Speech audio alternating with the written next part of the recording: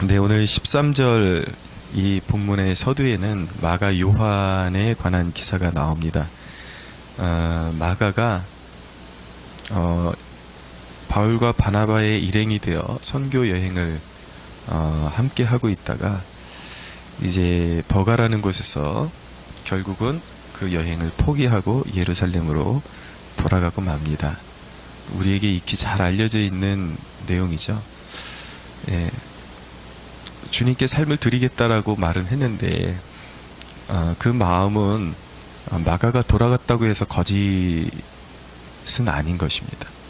진짜 드리고 싶었고 진짜 자신의 삶을 바치고 싶었지만 현실에서 불어닥쳐오는 그 고난, 고생의 그 열기가 생각보다 너무 뜨거운 거예요. 바울이 어떤 여행을 했는지 우리가 그의 서신서 곳곳에서 발견할 수가 있는데 강도의 위협과 강의 위협과 죽음의 위협과 수없이 굶고 자지 못하고 춥고 배고팠노라 라고 말하는 것이죠. 그러니까 주님께 삶을 드린다라는 것이 몸으로 체감해 보니까 생각보다 너무 힘들다라는 것을 이 마가가 깨닫게 되고 아직까지 그런 것들을 견뎌내기에는 신앙이 참 어렵다라는 이제 판단이 되는 것입니다. 그래서 결국은 돌아서고 말았어요. 저는 못하겠습니다. 그리고 이제 돌아가 버린 것입니다. 결국 이게 이제 미운 털이 박혀가지고 바울에게 이제 굉장히 이제 이게 바울과 바나바의 불화의 원인이 되는데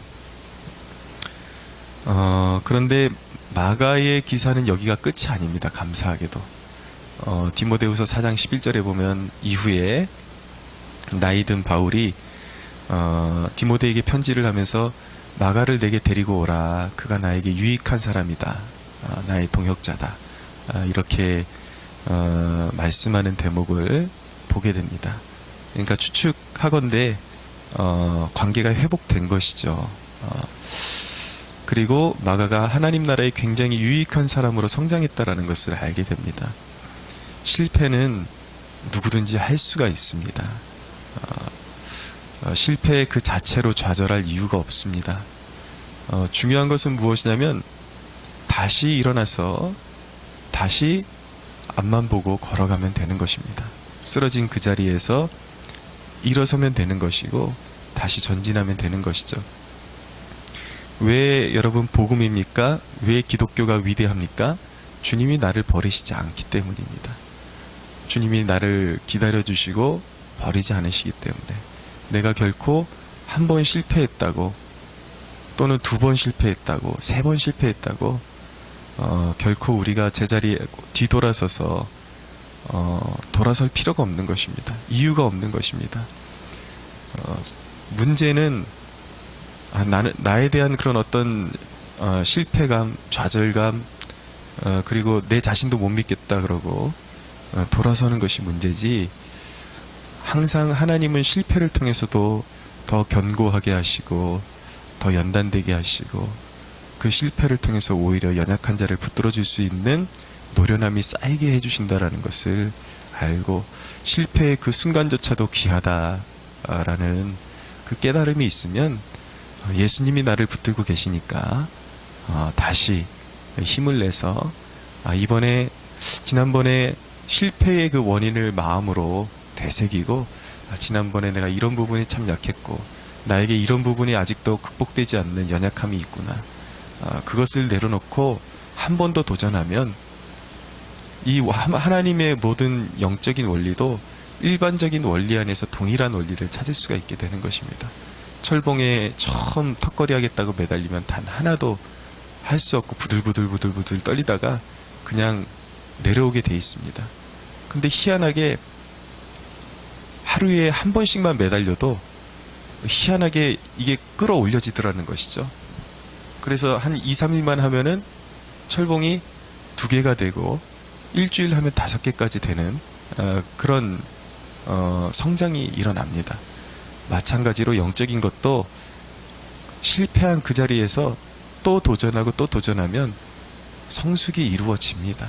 특별히 이 일은 성령님께서 주관하시는 이 성화의 과정이기 때문에 성령께서 그 실패를 통해서 우리를 더 강건하게 하시고 더 그런 상황을 바라보는 예리한 통찰력을 우리에게 허락하시기 때문에 지금 이 자리에서 안주하지 않고 패배감에 눌러앉아 있지 않고 다시 걸어갈 것이다 그러고 일어서면 이전보다 훨씬 더 견고하고 하나님 나라에 쓰시기에 합당한 사람으로 준비되어질 줄로 믿고 앞으로 전진하는 여러분들 되시기를 바랍니다.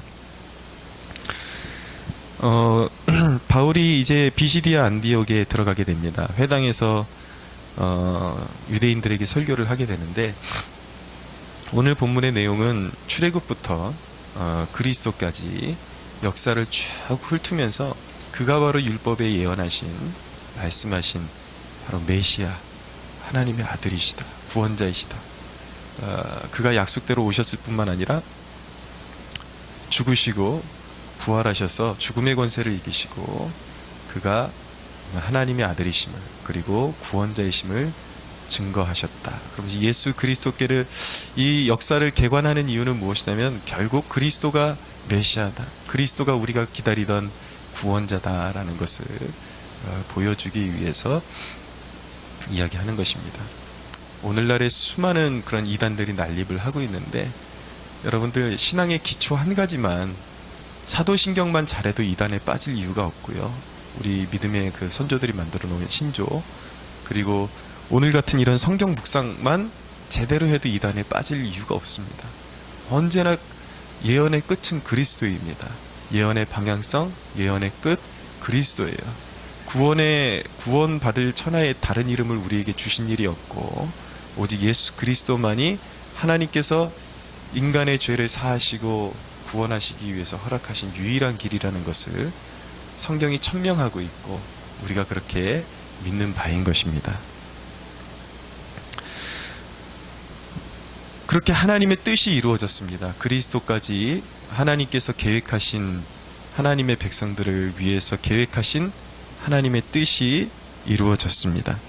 근데 오늘 이 대목을 통해서 우리가 주목해야 될 내용은 무엇이냐면, 하나님의 뜻을 이루는데 두 가지 부류의 방법이 있다라는 것이죠. 두 가지의 길이 있다라는 거예요. 하나는 하나님의 뜻을 이루는데 불순종을 통해서 뜻을 이루는 경우도 있고, 순종을 통해서 뜻을 이룰 수 있다란 말입니다. 이야기는 무엇이냐면, 하나님의 뜻이 성취되어지는 데는 인간의 불순종과 순종이 하나님의 뜻을 거스를 수 없고 막을 수 없다라는 것입니다. 하나님께서 작정하신 일은 인간의 불완전함과 불순종에도 이루어지게 돼 있고, 하나님을 경외하는 자들의 순종을 통해서도 이루어지게 되어 있다라는 것입니다. 자, 18절을 보십시오. 출애굽에 대한 그 이야기를 하면서 광야에서 약 40년간 그들의 소행을 참으셨다. 소행을 참으셨다. 그들의 행위가 바랐다라는 뜻입니까? 그릇됐다라는 뜻입니까? 항상 하나님을 거역했다라는 뜻이거든요. 그러니까 메시아가 오기까지 이들이 이렇게 거역했음에도 불구하고 하나님의 뜻이 성취되는 데는 막힘이 될 수 없었다라는 것이죠. 그러나 이들의 행위가 옳았는가? 결코 그렇지 않았다라는 것입니다. 그런데 또 한 사람이 있어요. 하나님의 뜻을 이루는데 기여한 또 한 사람이 있는데, 22절에 보면 21절에 사울을 이야기하시고, 사울을 패하고 다윗을 왕으로 세우시고 증언하여 이르시되, 내가 이새의 아들 다윗을 만나니 내 마음에 맞는 사람이라, 내 뜻을 다 이루리라 라고 말씀하고 있습니다. 하나님 마음에 맞는 사람, 다윗, 하나님 앞에 온전한 삶을 드렸던 다윗을 통해서, 순종하는 다윗을 통해서 하나님의 뜻이 이루어졌다라는 것입니다. 그러니까 정확하게 말하면 하나님의 뜻을 이루시는데 다윗을 참여시키시고 그의 순종을 사용하셨다라는 것입니다. 이렇게 하나님의 뜻을 이루는데 두 가지 길이 있다라는 것을 알게 됩니다. 하나는 불순종이고 하나는 순종인 것이죠. 그래서 여러분, 우리가 참 신앙의 지표, 건강한 신앙의 지표를 우리가 참 오해할 때가 많습니다. 어떤 눈에 가시적으로 보이는 것들을 우리가 쟁취했을 때, 응답 받았을 때 내가 하나님 앞에 바로 서 있구나 라는 그런 판단을 내리게 되는데, 우리의 건강한 신앙의 척도는 눈에 보이는 결과물이 아니라 과정에 있다라는 것을 우리가 잊지 말아야 되는 것입니다. 하나님께, 쉽게 말해서 하나님의 관계에 우리의 건강한 신앙생활의 척도가 있다라는 것입니다. 응답을 받을 수가 있어요. 시편에 보면 이스라엘 백성들이 하나님이 그들에게 음식을 주셨는데 그들의 순종 때문에 음식을 주신 것이 아니라, 걸핏하면 뭐 먹고 싶네, 오늘은 뭐가 없네, 물이 없네, 고기가 없네, 이런 식으로 계속 그러면서 하나님을 원망하고 투정 부리고, 근데 하나님께서 그들의 원망을 들으시고 고기를 주셨어요.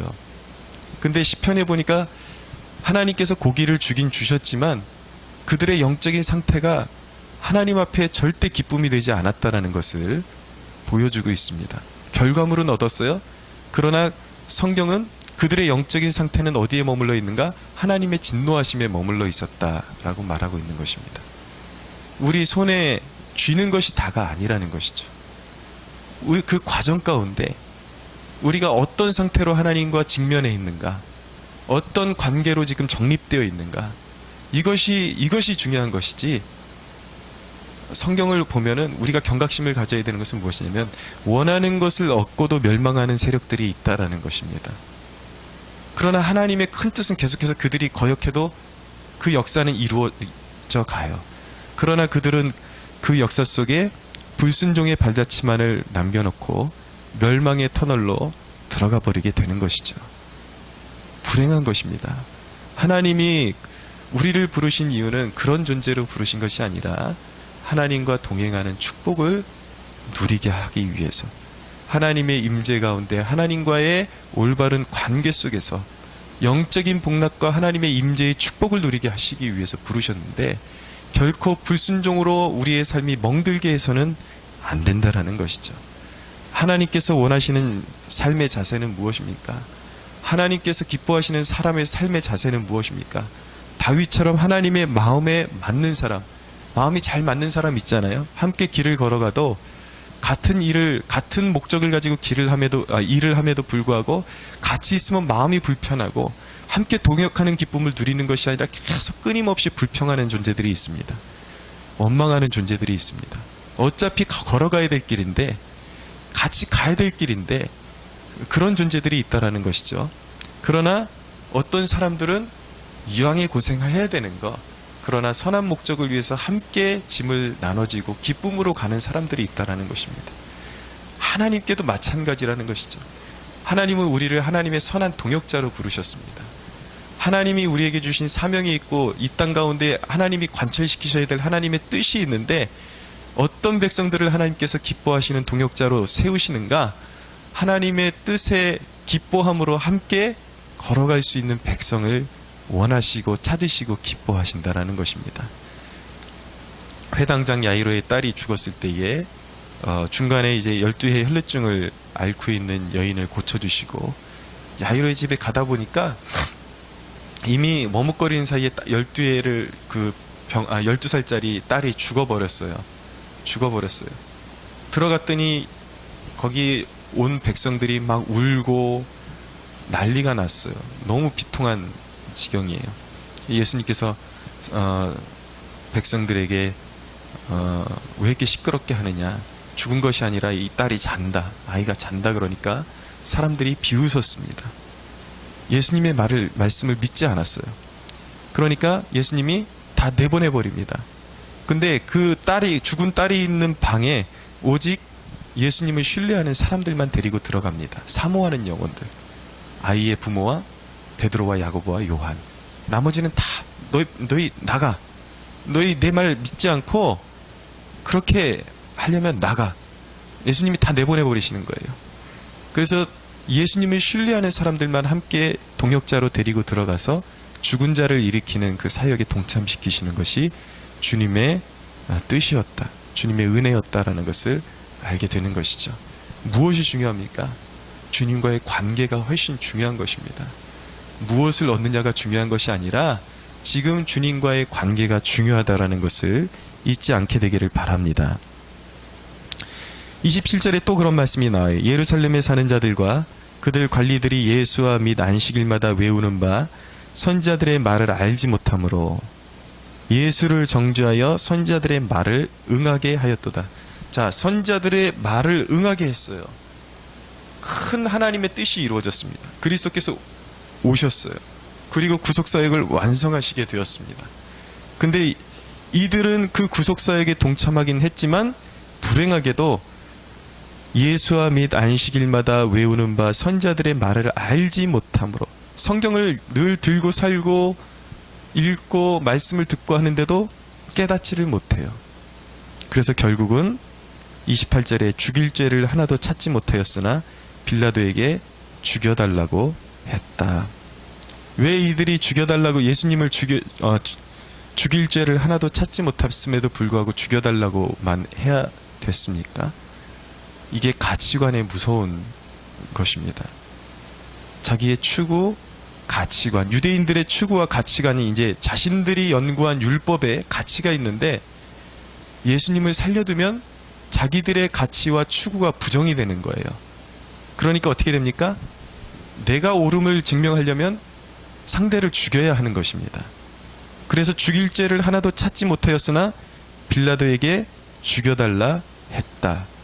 그래서 결국은 그들은 하나님의 뜻을 성취했지만 살인자로서 하나님의 뜻을 성취하고 결국은 하나님의 진노 가운데 결국에는 회개치 않은 자들은 주후 70년에 다 멸망하는 벌을 받고 만 것입니다. 이게 오늘날의 이야기라는 사실을 기억하십시오. 오늘날의 자신들의 추구를 위해서 추구에 흠결이 나면 안 되기 때문에 자신들의 사역에 흠결이 나면 안 되기 때문에 죽일 죄를 하나도 찾지 못해도 죽여버리는 일들이 비일비재하고 있습니다. 정치 분야에 그래요. 심지어는 이 복음 안에서 이 진리 안에서도 이딴 일이 벌어지고 있다라는 것, 이거를 우리가 염두에 둬야 하는 것입니다. 최근에 제가 요한계시록 설교를 하고 있는데 진리 안에서도 주님께서 우리에게 해석의 여지를 남겨둔 부분들이 있어요. 근데 제가 요즘 그 세대주의자들의 폐단을 지적을 하고 있는데 이 기독교 이단 중에 세대주의에서 계속 파생되는 일들이 너무 많습니다. 폐단이. 왜냐하면 그들은 너무 극단적이에요. 그리고 성경에서도 정확하게 말씀하고 있지 않은 것을 그들은 자의적으로 성경을 해석해서 맞다라고 그렇게 우깁니다. 그래서 사실은 기독교 정통 신학이 그것을 지지하지 않고 있기 때문에 제가 어떻게 해서든 바른 길로 인도하기 위해서 연구를 하고 묵상을 해서 전달을 해주는데 요즘 사람들이 이 기존의 목사들이 정상적인 교회에서 바른 종말론, 이게 너무 민감한 그 분야이기 때문에 이것을 피해서 계속 목사들이 가르치지 않았기 때문에 잘못된 종말론이 계속 차지해 온 거예요. 그러니까 그게 정상인 줄 알아요. 그러니까 바로잡아 주려는 설교자의 설교를 듣고서 비난을 멈추지를 않는 것입니다. 그들이 하는 짓은 이단과 같아요.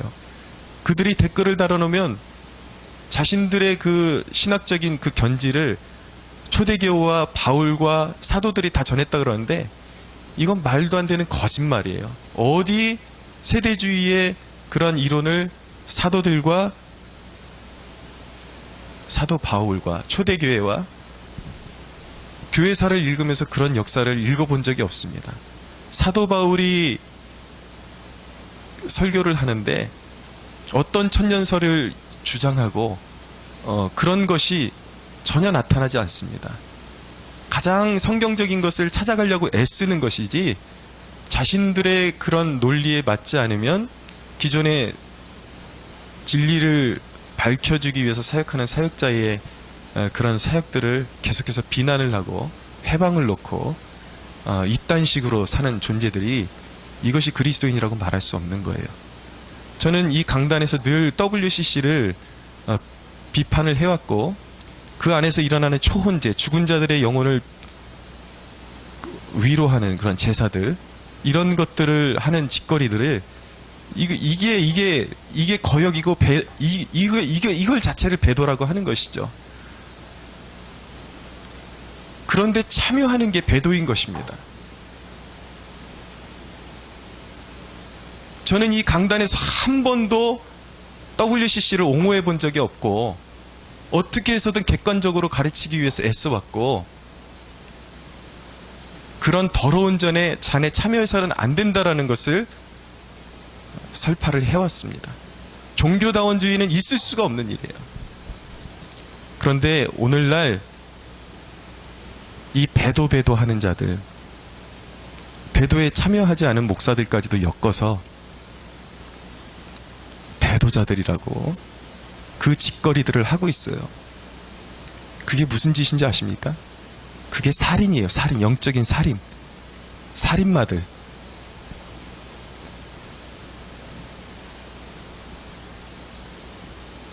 아무리 진리를 지키려고 할지라도 그 전제가 오라도 아닌 사람에게 가서 들이대고 너는 배도자야. 멀쩡한 사역을 다 망쳐놓고 신실한 주님의 사역자들, 성령과 교제하는 하나님의 백성들에 대해서 영적 살인을 저지르는 자들. 당신들이 그렇게 의로운가? 하는 짓을 보면 당연히 종교다원주의는 허용할 수 없지. 그러나 오로지 입에 WCC만 물고 사는 인간들, 내가 수없이 봐오지만 늘 술 처먹고 다니면서 하나님 존전 앞에서 거룩함도 없이 영혼 구원을 위해서 전도 한번 하지도 않고 하나님의 나라에 의해서 십자가 한번 져보지 않으면서 자기들은 가난한 교회, 연약한 교회에 가서 한번 희생하고 섬길 생각조차도 하지 않으면서 자기들의 의의를 드러내고 자기들의 옳음을 드러내기 위해서 신실한 사역자들을 욕보이는 더러운 자들. 그따위로 신앙생활하면 안 되는 거예요. 그건 살인이에요. 자기의 옳음을 증명하기 위해서 신실한 사역자들을 욕보이는, 물불을 가리지 않고. 중요한 건 뭐예요? 종교다원주의를 지키는 거잖아요.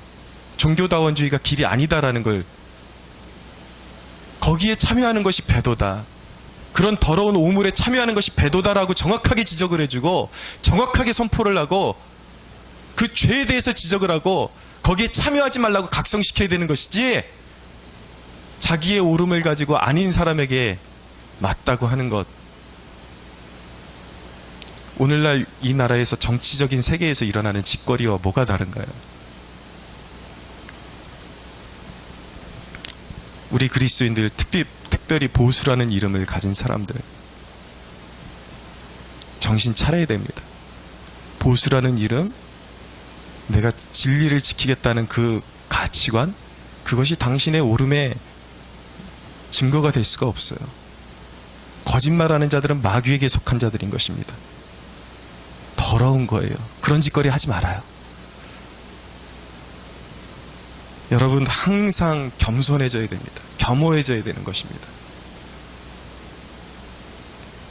하나님이 그렇게 예수를 30절에 보니까 죽은 자 가운데서 그를 살리신지라 라고 말씀하고 있습니다.